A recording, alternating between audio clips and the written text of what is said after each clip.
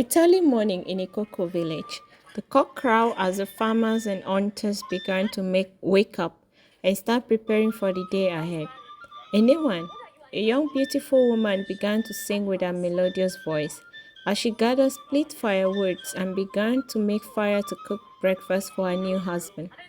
Her husband, Uko, was a great farmer, envied by other young men because of his farm produce and his beautiful wife. How can one man have it all? They asked with envy. They all wished their wives were as beautiful as anyone, but of course they could not change a thing by their mere thoughts or wishes. Oko was so proud of his wife Enewan. He would not go anywhere without her by his side. The two were inseparable and would always sing each other's praise. This morning, Enewan is busy cooking so that they could go to their farm very early as usual. Oko stepped out of their hut with a stick, which he uses to brush his tooth. He immediately noticed the smoke in the kitchen and began calling to his wife, Anyone, anyone me. He walked into the kitchen and found her cooking. My dear, I have told you several times to always wake me up so I can help you split the firewood. You are my woman, my precious jewel, and I do not want you to overstress yourself. Anyone looked at him with a smile on her face, and she said, My husband, my beloved, as you rightly said, I am your woman, and it is my responsibility to cook for you. Besides, you know I'm used to doing this right from my father's house. Uko answered, I know, my dear. You're the most hardworking and most beautiful woman in this village. But you must promise me that you will not do the work made for a man. Otherwise, the villagers will make mockery of me. They will say to me, Look, he married a beautiful woman, but could not maintain her beauty. Anyone smiled. You worry too much, my husband. Please go inside and get ready for the farm. I am preparing your favorite today, afang soup and fufu. I really hope there will be no rain today so we could finish removing those weeds in the farm. Oko smiled and went inside their hut. Few moments later, he came out with his machete and towel around his neck. He picked up the basket and began putting farm tools in it, after which they left for their farm. When they arrived at the farm, anyone began to complain of stomach ache, which made her husband so worried that he rushed her to the nearest herbalist, who cured people with local herbs. The old woman examined her and advised that she go home and rest. She said she had experienced ovulation pain and that was the best time for her to conceive. Without waste of time, Uko took his wife home and would not let her do anything that could stress her. He did all the cooking and cleaning by himself, ignoring his friends Etebong and Basi, who tried to discourage him. Etebong said to him, Ufanmi, when did you suddenly become a woman that you go to the stream to fetch water and do chores meant for women? Do you know how shameful this is? Basi added, You are talking about shame. The villagers already named him a woman rapper. That is worse than shame. It is a disgrace to all men in this community. Oko said to them, My friends, what wrong have I done to you yourself or to anyone in this village? I am just a man who loves his wife. And now, if that seems wrong to you, I do not want to be right. He walked away, and from that day, he stopped associating with Basi and Itebong because all they kept doing was to rain insults on him each time they visit him. 2 years passed, and yet they had no child, but they still hope and pray for children. The whole village began to gossip, but this did not change Uko's feeling towards his wife.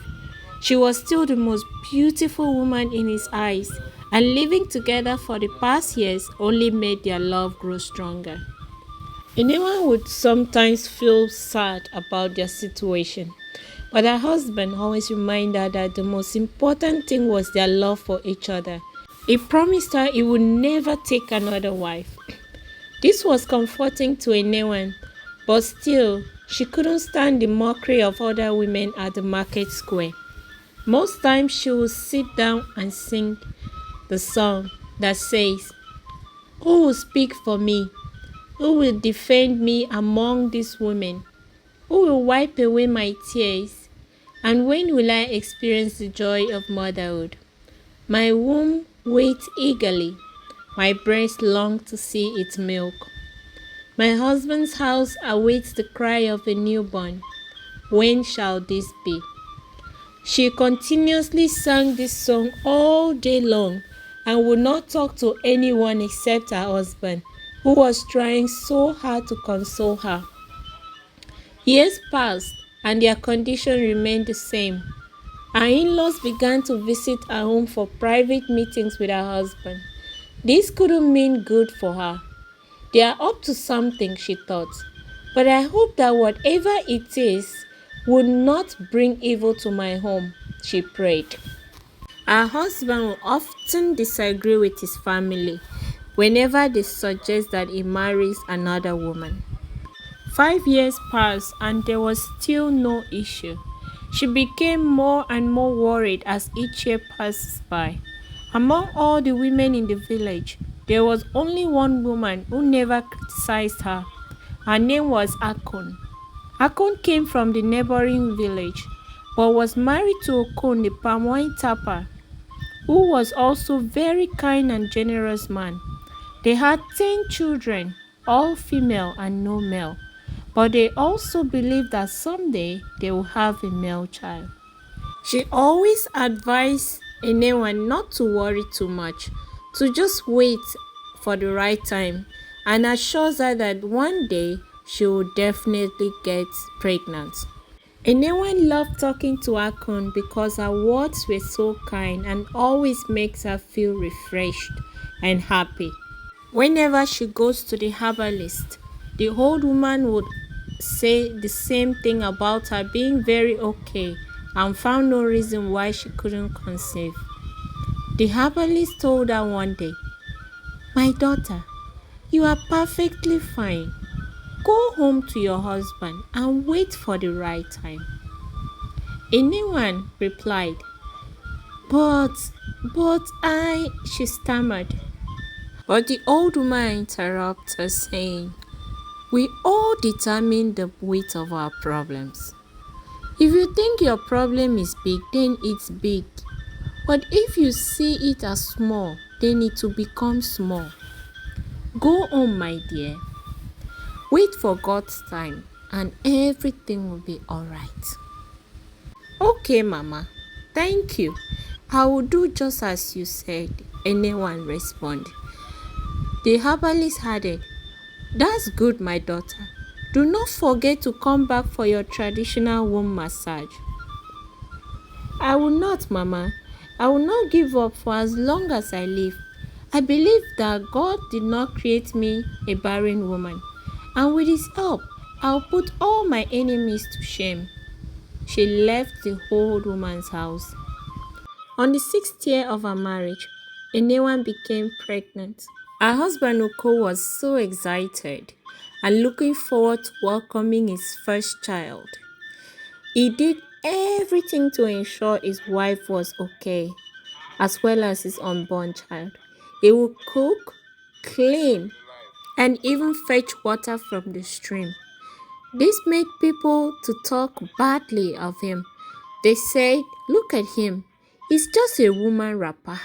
How can he be doing a woman chores?" But Oko did not care. All he was looking forward to was to welcome his child, and his love for his wife kept growing. 9 months later, anyone gave birth to a beautiful baby girl. and Uko named her Imaete, which means her father's love. Uko continued to love his wife even more, and he loved his little girl. The family became so happy. Uko continued to do house chores, clean the home, cook for his wife, and takes care of his little baby. Everyone in the village envied his wife Enewan. Not long, Enewan became pregnant second time. They were so happy as they looked forward to welcoming their second child. But tragedy struck. When one morning, Enewan went into labor, the village midwife, Nkoyo, was sent for. She came and began to offer her service to Enewan.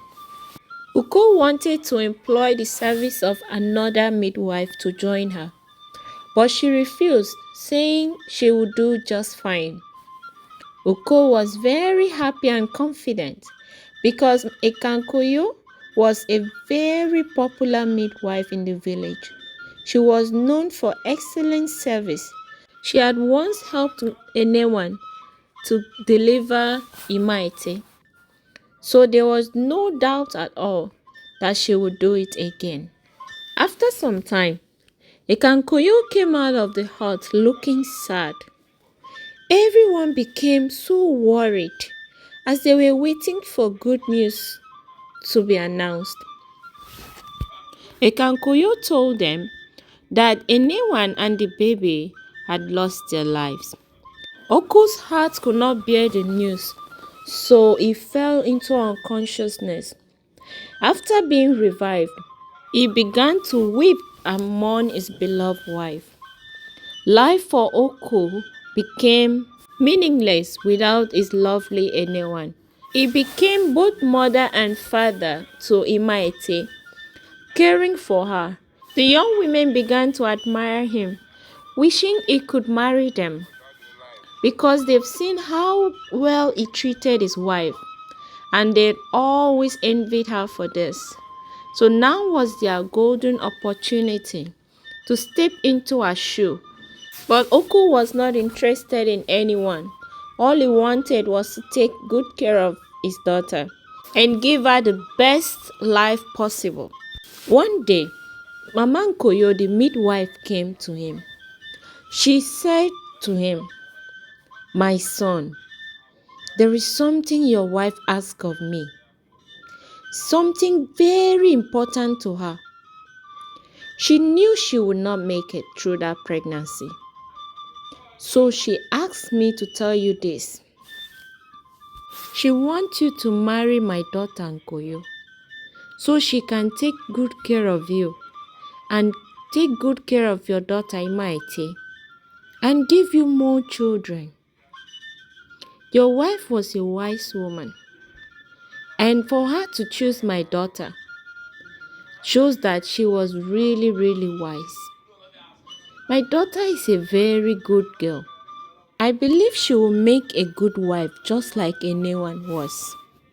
Ekankoyo, thank you very much for your offer.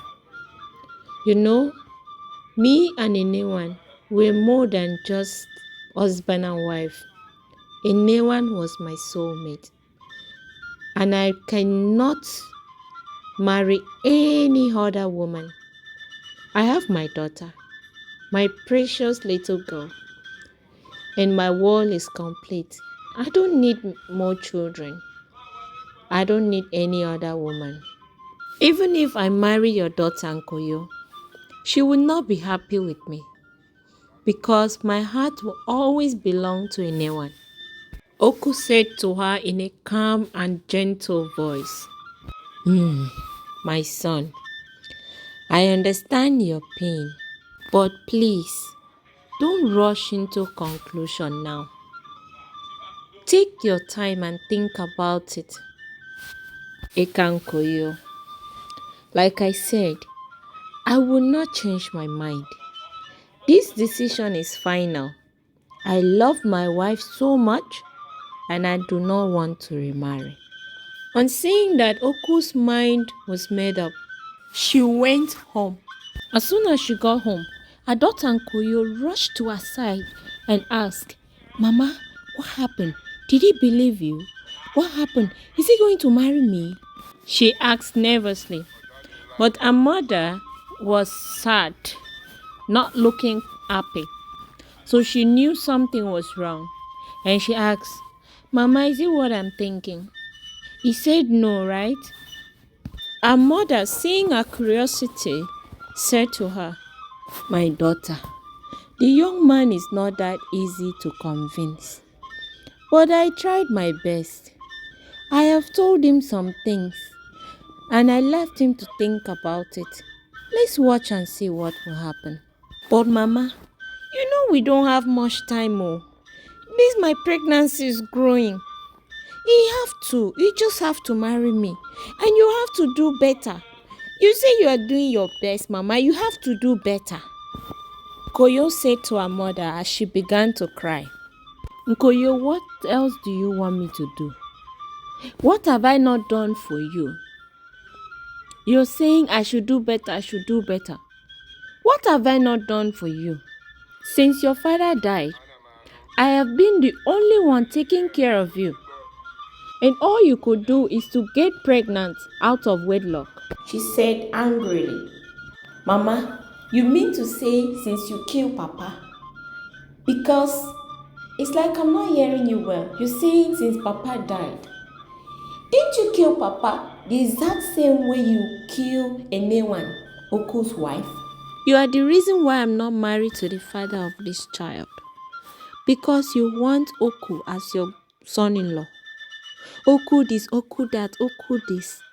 You will not let me hear a word. You've succeeded killing his wife now. So I'm telling you, in fact, I'm blackmailing you, Mama. If this does not work out, the whole village will hear about it.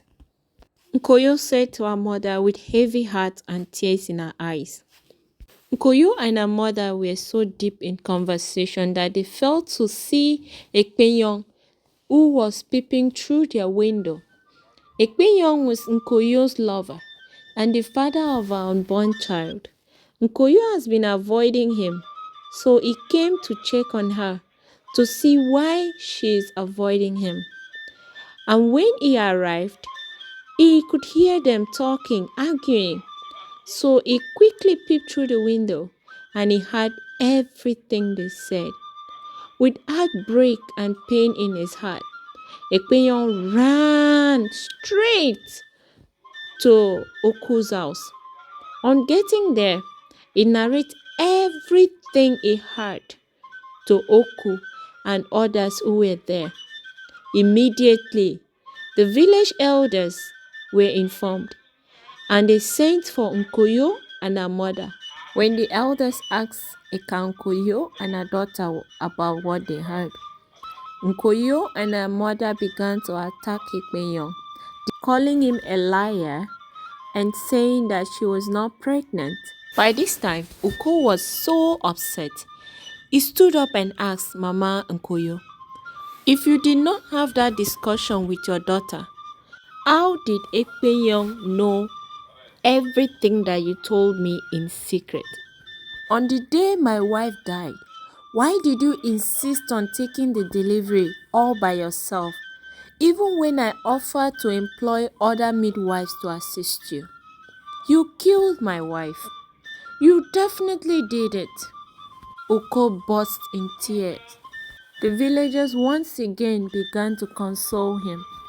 The elders immediately sent for another midwife who confirmed that Nkoyo was 2 months pregnant. On seeing the turn of events, Mama Nkoyo and Nkoyo fell on their knees and began to beg. She begged the elders not to banish her. She also pleaded on behalf of her daughter. But it was far too late. The elders had already concluded to send her away. As for her daughter Nkoyo, she can stay in the village but never to be married. The end.